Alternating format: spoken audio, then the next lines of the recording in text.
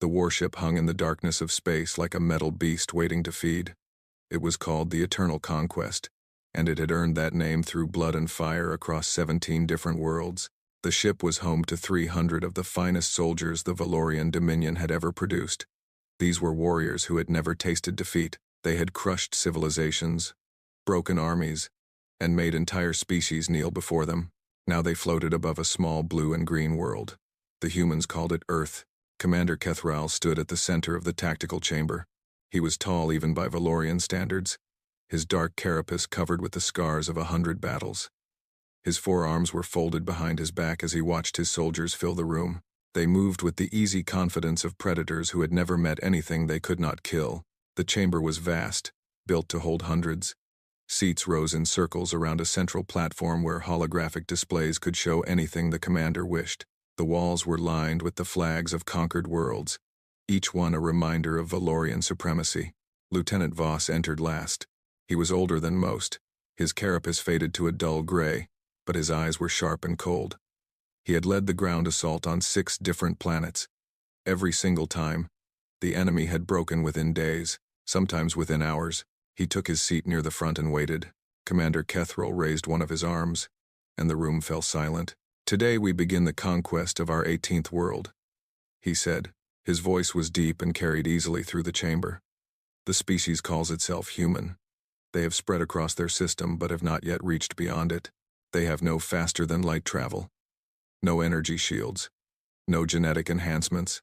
By every measure, they are primitive." A low rumble of amusement passed through the soldiers. This would be easy. This would be quick. The commander touched a control panel, and the holographic display flickered to life. Images began to appear in the air above the platform. Strange images, paintings and photographs and moving pictures from human history and human imagination. "Before we descend," Kethral continued, "I want you to understand what we are dealing with. Our intelligence teams have studied human culture extensively. What they found is entertaining." The first image showed a human male covered in blue paint, screaming as he charged toward an army. The soldiers watched with confusion. "The humans have legends," the commander explained.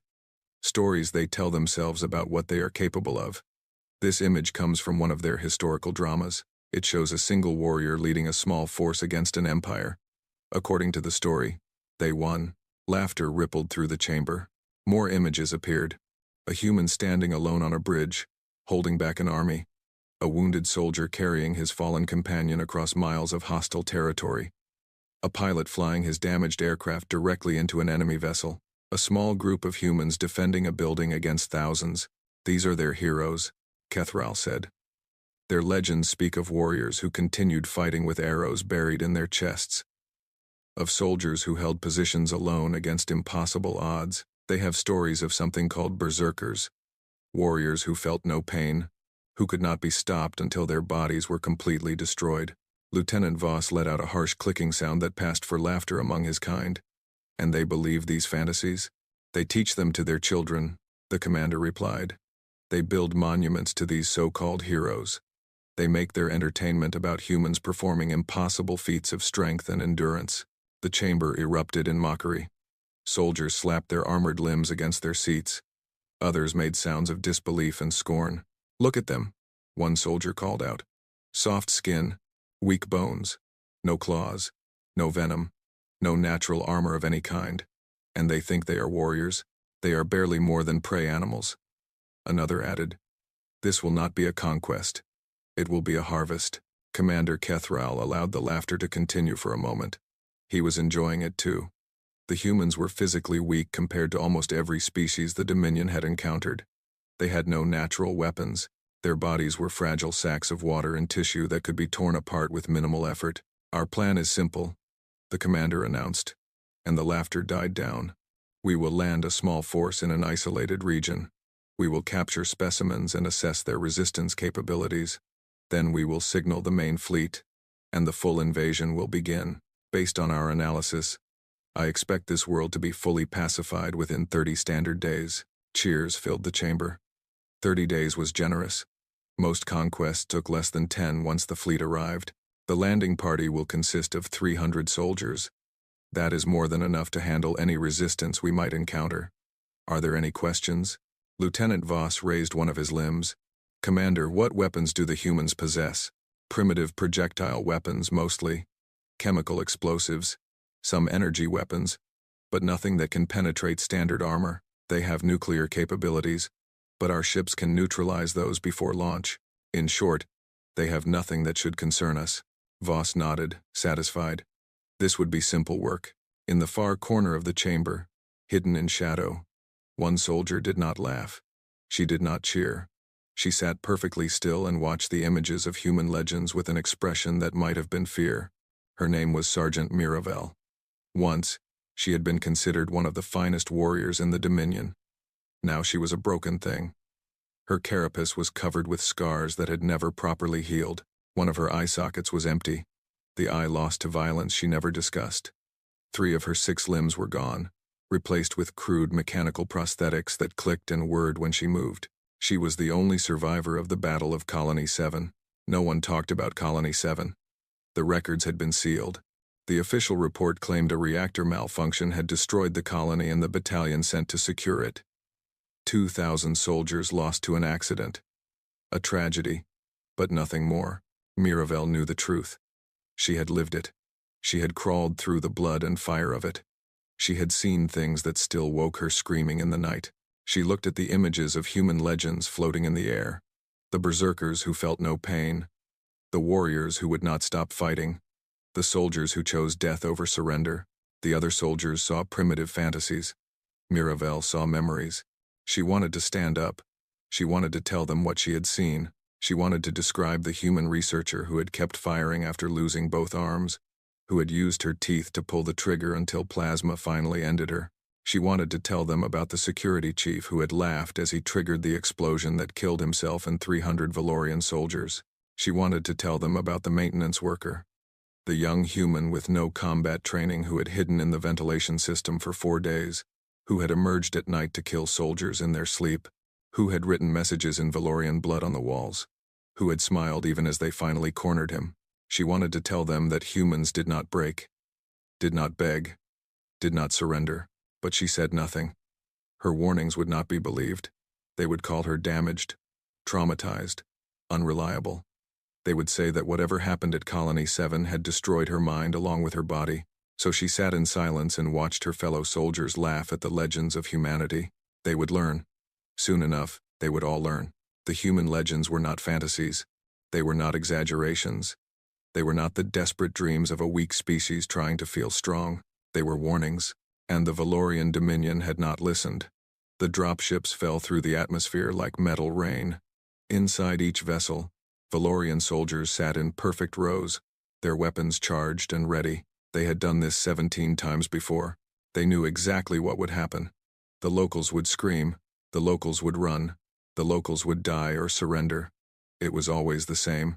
Commander Kethral watched the landing zone approach on his tactical display. His intelligence officers had selected a region the humans called Montana. It was far from the major population centers. The terrain was rough and wild. Most importantly, it was isolated.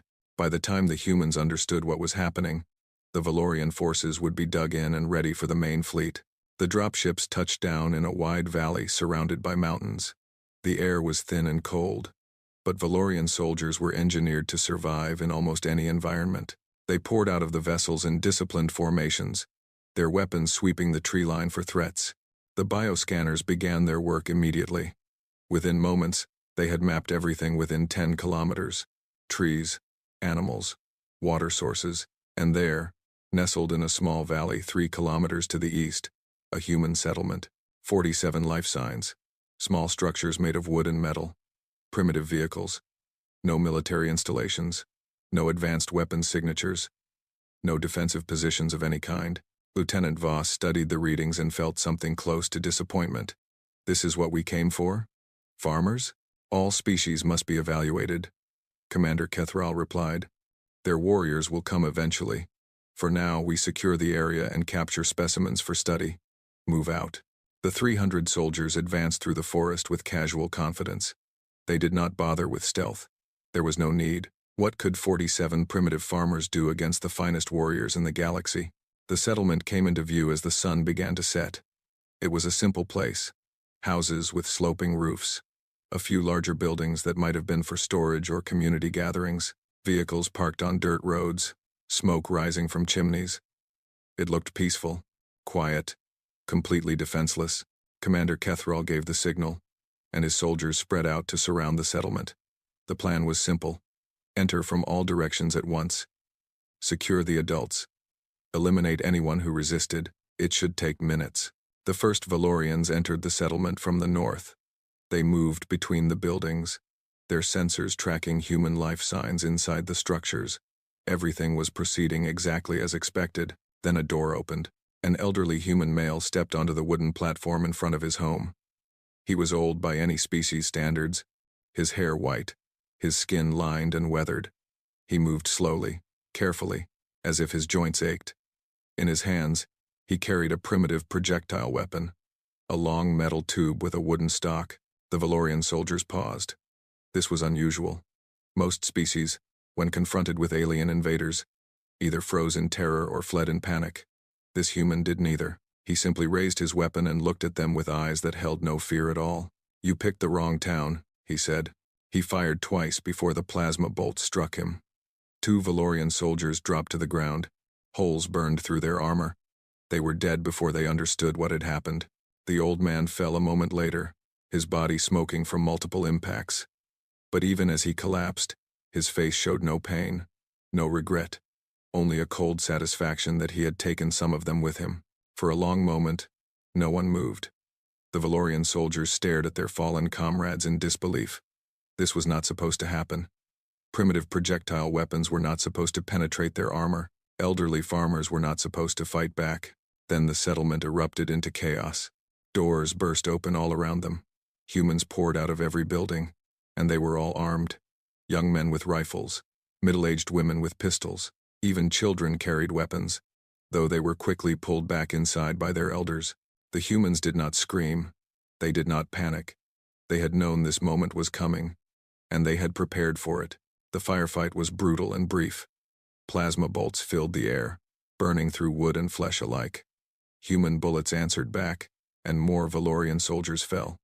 The humans used the buildings for cover. They moved in coordinated groups. They communicated with hand signals and short bursts of radio chatter. They fought like soldiers. A human woman, perhaps 40 years old, took a plasma bolt to the shoulder. Half her arm was gone. She screamed once, then raised her weapon with her remaining hand and kept firing. She killed 2 more Valorians before they finally brought her down. A teenage boy ran from building to building, carrying ammunition to the defenders. He was hit in the leg and collapsed. Instead of crying, instead of begging for help, he dragged himself to the nearest fallen defender and took up their weapon. He died still shooting.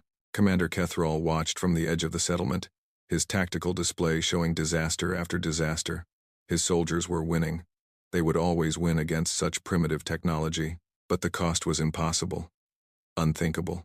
18 dead, 30 wounded, against farmers, against civilians with no military training and weapons that should have been useless. The last human defender was an old woman. She had barricaded herself inside a building near the center of the settlement. Kethral's soldiers surrounded the structure and called for her surrender. They promised she would not be harmed. They offered medical treatment. They offered anything she wanted. She laughed. It was a dry, harsh sound that carried clearly through the broken windows. "You want to study us?" she called out. "You want to understand humans? Here's your first lesson." The explosion lit up the evening sky. She had rigged the fuel storage tanks beneath the building. The blast killed her instantly, along with 6 Valorian soldiers who had gotten too close. When the smoke cleared, Commander Kethral walked through the ruins of the settlement. His soldiers moved around him, treating wounds, collecting equipment, trying to understand what had just happened. The bodies of humans lay everywhere. Men, women, old, young, not a single one had surrendered. Not a single one had begged for mercy. Lieutenant Voss approached, his armor blackened by the explosion. "Commander, I do not understand. Our intelligence said they would break. Every species breaks." Kethral said nothing. He was staring at the body of the old man who had fired first. Even in death, the human's face showed no fear. His eyes were still open, still fixed on some distant point, still filled with that terrible cold determination. Surprise, Kethril finally said. Desperation. They did not have time to think. Once they understand our superiority, they will submit. This was an anomaly. He wanted to believe it. He needed to believe it. But somewhere deep in his mind, a small voice whispered that he was wrong. That this was not an anomaly. That this was just the beginning. The sun set over the valley, and darkness crept across the mountains. The Valorian soldiers made camp in the ruins of the settlement they had taken. They posted sentries. They activated their detection systems. They prepared for a quiet night. They did not know that in those mountains, a human was watching them. A human who had spent 20 years training for war. A human who had fought in conflicts that made this skirmish look like a game. He had heard the explosions. He had seen the lights in the sky. He had understood immediately what was happening. And now, as the night grew dark and cold, he began to move. The Valorians thought they had seen what humans were capable of. They had no idea. The first sentry disappeared just after midnight. His name was Corporal Threk, and he had been standing at the northern edge of the camp, watching the dark forest with bored eyes. The bioscanners showed nothing. The motion detectors showed nothing. One moment he was there, and the next he was simply gone. His partner found the blood 20 minutes later. Just blood. No body. No weapon. No sign of struggle. Just a dark stain on the rocky ground and drag marks leading into the trees. Commander Kethril was awakened with the news. He ordered a search party. 12 soldiers entered the forest with lights and weapons and every piece of detection equipment they had. They found Threk hanging from a tree branch. His throat cut so cleanly that he probably never even knew he was dying. His weapon was gone. His armor had been stripped. Someone had painted symbols on his carapace using his own blood. The symbols were human letters. The soldiers did not know what they meant, but they photographed everything and sent it back to the ship for translation. The message read, "Welcome to Earth." Lieutenant Voss led the second patrol personally. He took 30 soldiers, the best he had. They spread out through the forest in a standard search pattern, their sensors scanning for any sign of life. The forest was full of animals, small creatures that scattered at their approach, but nothing large enough to be human, nothing that registered as a threat. They searched for 3 hours and found nothing. When they returned to camp, they discovered that 2 more sentries had vanished while they were gone. Same pattern, no warning, no struggle, just blood and absence. Fear began to spread through the camp like a disease. These were soldiers who had conquered worlds, who had faced enemies that breathed fire and spit acid and attacked in waves of thousands. They had never been afraid. But this was different. This enemy was invisible. This enemy struck without warning and vanished without trace. The sun rose, and Commander Kethril called his officers together. "We are dealing with one human," he said. "Perhaps 2 at most. Our scanners would have detected a larger force. This is harassment, nothing more. We will find him and eliminate him." "With respect, Commander," Voss said. "Our scanners found nothing last night. How do we find an enemy we cannot detect? We change tactics. We stop sending patrols and start laying traps. We use our numbers. We cover every approach to this camp with firepower. Sooner or later, he will make a mistake." The day passed slowly. The soldiers stayed alert, weapons ready, eyes scanning the tree line. Nothing happened. No attacks, no sightings, just silence and the endless waiting. Some soldiers began to relax. Perhaps the human had fled. Perhaps the losses during the night had been luck, nothing more. Perhaps the commander was right, and this was just harassment from a single desperate primitive. Then night fell again. The first scream came from the eastern perimeter. A soldier had stepped away from his post to relieve himself. He made it perhaps 10 meters into the darkness before something took him. His scream cut off so abruptly that the soldiers who heard it could not be sure it had happened at all. Then the explosions began. Someone had moved through the camp during the day. Someone had planted devices in the supply containers, the communication equipment, the ammunition stores. The blasts were not large, but they were precise. They destroyed exactly what they needed to destroy, and nothing more. The soldiers fired into the darkness at shapes that might or might not have been there. Plasma bolts lit up the night like artificial lightning. Trees burned, rocks shattered. But when the firing stopped, there was nothing. No body, no blood, just damaged equipment and terrified soldiers. Lieutenant Voss tracked the human for 6 hours. He was determined. He was experienced. He had hunted prey on a dozen worlds, creatures far more dangerous than any human should have been. He found signs of passage, broken branches and disturbed soil, and he followed them deeper and deeper into the mountains. His soldiers fell behind one by one. Some lost the trail, some stopped to rest, some simply vanished, there one moment and gone the next. Voss barely noticed. His focus had narrowed to a single point: find the human. Kill the human. End this nightmare. He finally cornered his prey in a narrow ravine just as dawn began to lighten the sky. The human was there, crouched behind a boulder, breathing hard. He was injured. Voss could see that clearly now. The human's leg was broken, bent at an angle that should have made movement impossible. Blood soaked through makeshift bandages on his arms and torso. By every measure, by every standard, this creature should have been incapacitated, helpless, finished. The human looked up at Voss. Their eyes met, and the human smiled. It was not a smile of surrender, not a smile of madness. It was the smile of a predator who had finally gotten exactly what he wanted. Voss raised his weapon. It is over, human. You are injured. You are alone. Your primitive tricks cannot save you now. The human laughed. It was a low, quiet sound, almost gentle. You know what the problem is with you people? He said. His voice was calm, conversational, as if they were discussing the weather. You rely too much on your technology, your scanners, your armor, your superior firepower. He moved then, faster than anything with a broken leg should have been able to move. Voss fired, but the human was no longer where he had been. A knife appeared in the human's hand, and then it was buried in the joint between Voss's helmet and chestplate, the one tiny gap in his armor. Voss fell. As he lay dying, he watched the human limp toward the soldiers who had accompanied him. There were 9 of them. 9 heavily armed, fully armored Valorian warriors against one wounded human with a knife. The fight lasted less than 2 minutes. When it was over, the human stood alone in the ravine, surrounded by bodies. He was bleeding from new wounds. His broken leg had given out entirely. He was holding himself upright through pure will alone, but he was alive, and they were not. Voss's communicator crackled. Lieutenant? Report. What is your status? The human picked up the device. He studied it for a moment, figuring out how it worked. Then he spoke into it, his voice soft and steady. Your lieutenant is dead. Your soldiers are dead.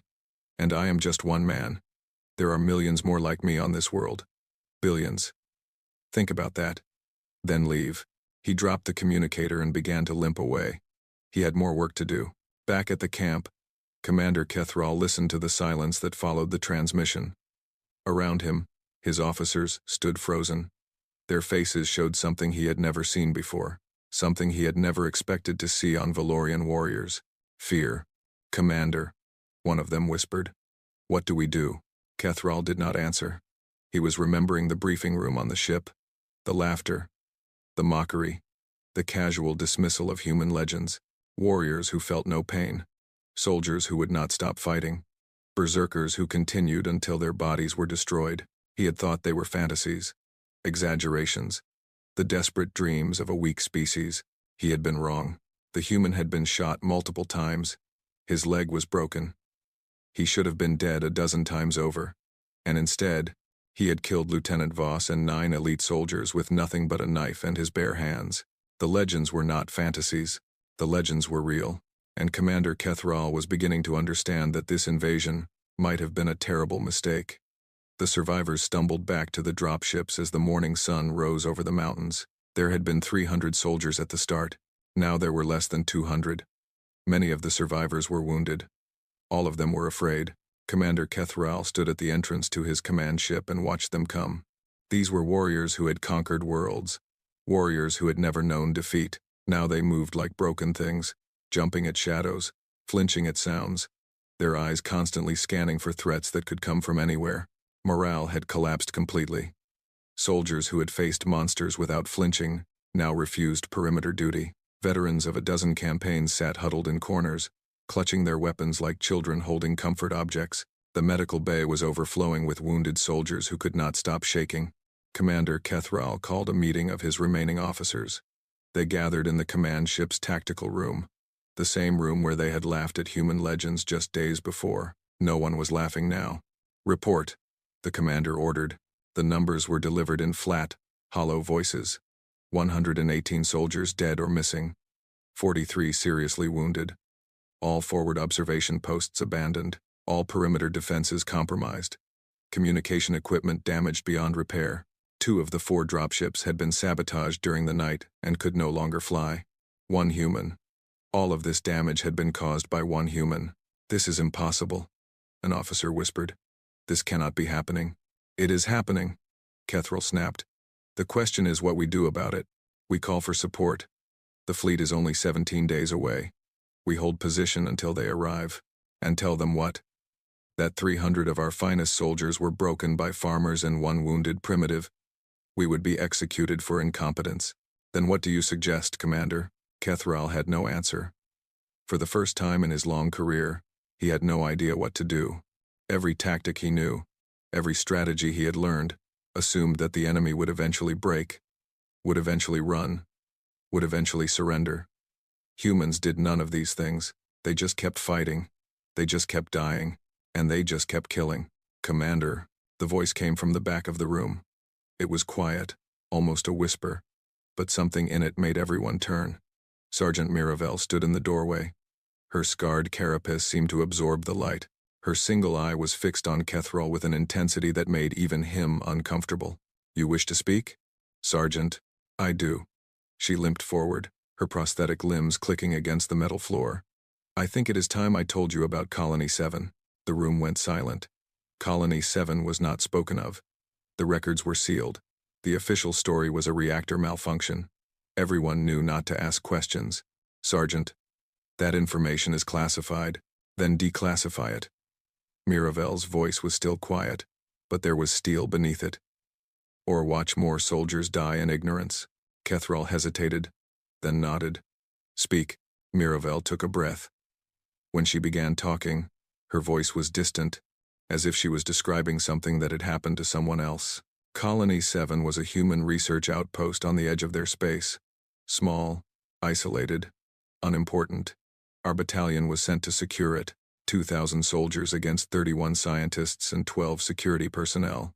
We expected it to take hours. She paused. Her mechanical hand was shaking. It took 11 days. The officers exchanged glances. 11 days? Against 43 humans? They had almost no weapons. A few sidearms. Some tools that could be used as clubs. Nothing that should have threatened us. But they turned that station into a fortress. They used the corridors against us. They created traps from laboratory equipment. They fought in ways we had never seen before. Her eye closed for a moment, remembering. There was a researcher, a female. I do not know her name. We never learned their names. She was stationed at a choke point on the 3rd day. We hit her with plasma fire. We took both of her arms. She fell, and we thought she was dead. Miravel opened her eye. She was not dead. She had fallen next to her weapon. She used her teeth to pull the trigger. She killed 3 more of our soldiers before we finally ended her. 3 soldiers, killed by a scientist with no arms. No one spoke. No one moved. On the 7th day, we cornered their security chief. He was the last of their fighters. We had him surrounded. We offered him mercy. We offered medical treatment. He laughed at us. Her voice cracked slightly. He was standing on a fusion cell. He had rigged it to explode. He waited until we got close, and then he triggered it. He killed himself and 300 of our soldiers. 300. 1 human. That is when we called for orbital bombardment. We fired on our own position. We leveled that entire station because it was the only way to be sure. And even then we did not feel safe. Commander Kethril found his voice. "You said the attack took 11 days. The bombardment came on day 7. What happened during the other 4 days?" Miravel's face contorted. For a moment, she looked less like a soldier and more like a wounded animal. There was one more. A maintenance worker. Young. No combat training at all. He should have been hiding. He should have been terrified. Instead, he hid in the ventilation system and came out at night. She was trembling now. Her whole body shaking with memories she had tried so hard to bury. 4 days. He hunted us for 4 days. He killed soldiers in their sleep. He poisoned our water supply with chemicals from the laboratory.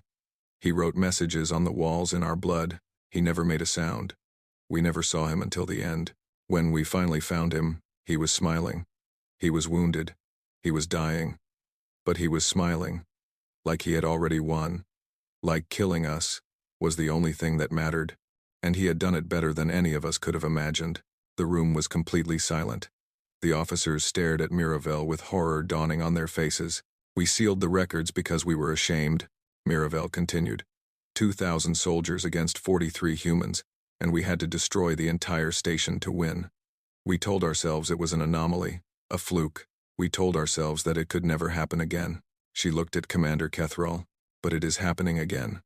Right now. One human is doing to us exactly what that maintenance worker did. And you want to know why?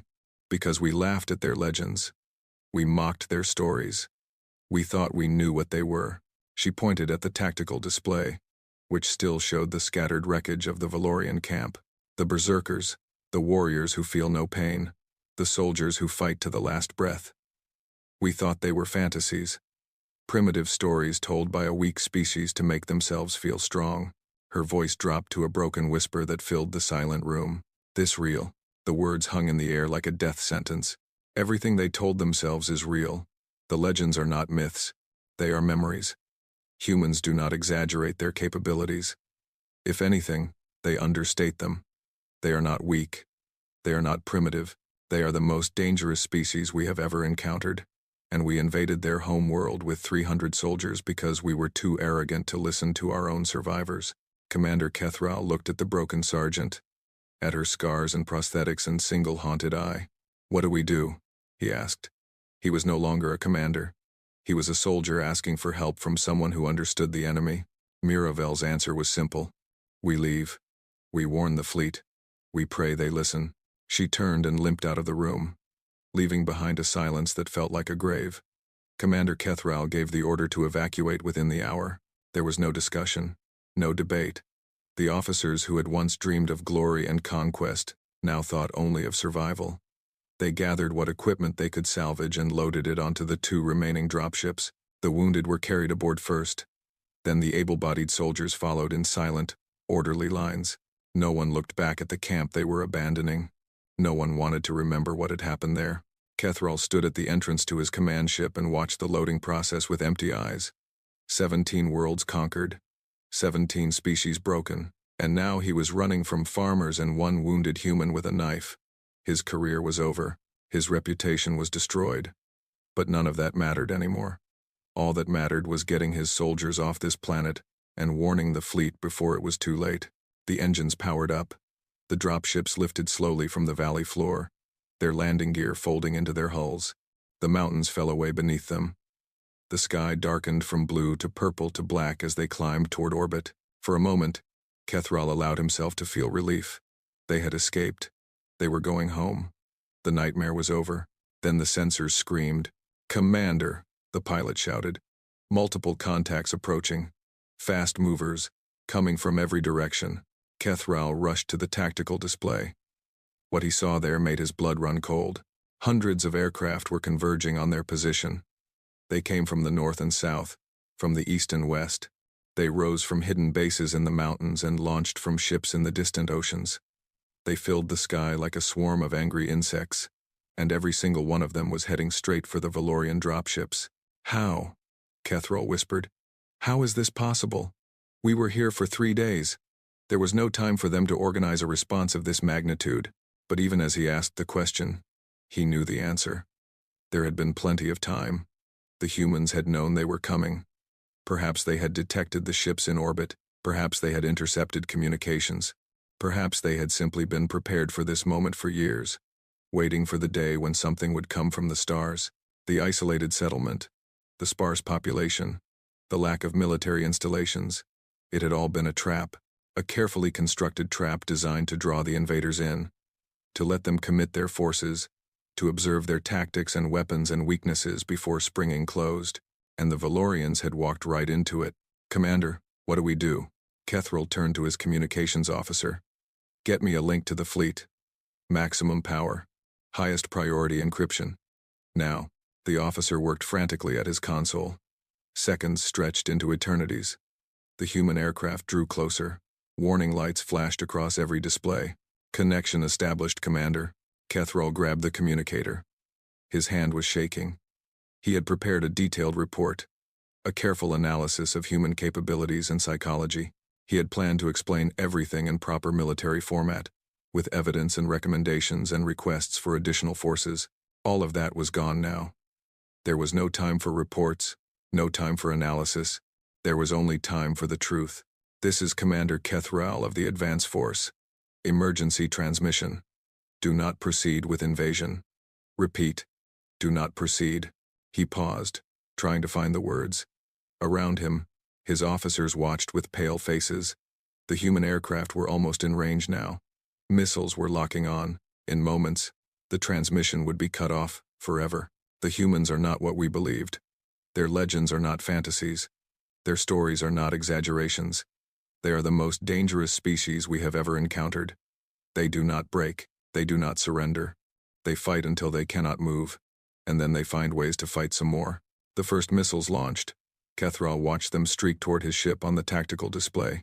He kept talking. We came with 300 soldiers. We are leaving with less than 200, and we are only leaving because they let us. This entire mission was a trap. They knew we were coming. They studied us. They learned our weaknesses, and now they are ready. The missiles were almost there. The defensive systems were firing, trying to intercept, but there were too many. Far too many. Do not come here. Do not send the fleet. Find another world. Find another species. Leave the humans alone. His voice cracked. The commander who had conquered worlds, who had never known fear, spoke his final words in a broken whisper. They are everything the legends promised. And worse.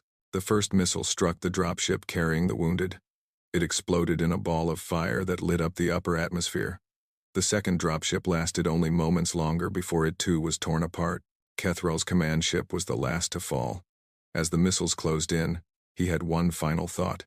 He wondered if anyone would listen to his warning. He wondered if the fleet would turn back. He hoped they would. For the first time in his life, he hoped for defeat. The explosion was brief and bright, a new star that flared and died in seconds. Debris scattered across the sky and began the long fall back to Earth. The human pilots watched it burn, their communications channels filled with quiet cheers and solemn acknowledgments. On the ground, in a mountain cabin 30 kilometers from the original battlefield, a wounded man listened to the news on a radio he had taken from a dead alien soldier. His leg was splinted with branches. His wounds were bandaged with strips of cloth. He should have been in a hospital. He should have been resting. Instead, he was smiling. 3 months later, the Valorian invasion fleet arrived at the edge of the solar system. They had received Commander Kethrol's transmission, but their admirals had dismissed it as the ravings of a broken coward. 300 soldiers defeated by primitives? Impossible. Laughable. The commander had clearly lost his mind. The fleet entered the system with absolute confidence. 10,000 ships, 2 million soldiers, enough firepower to crack planets and boil oceans. They found humanity waiting for them. The humans had not wasted the 3 months. They had built. They had prepared.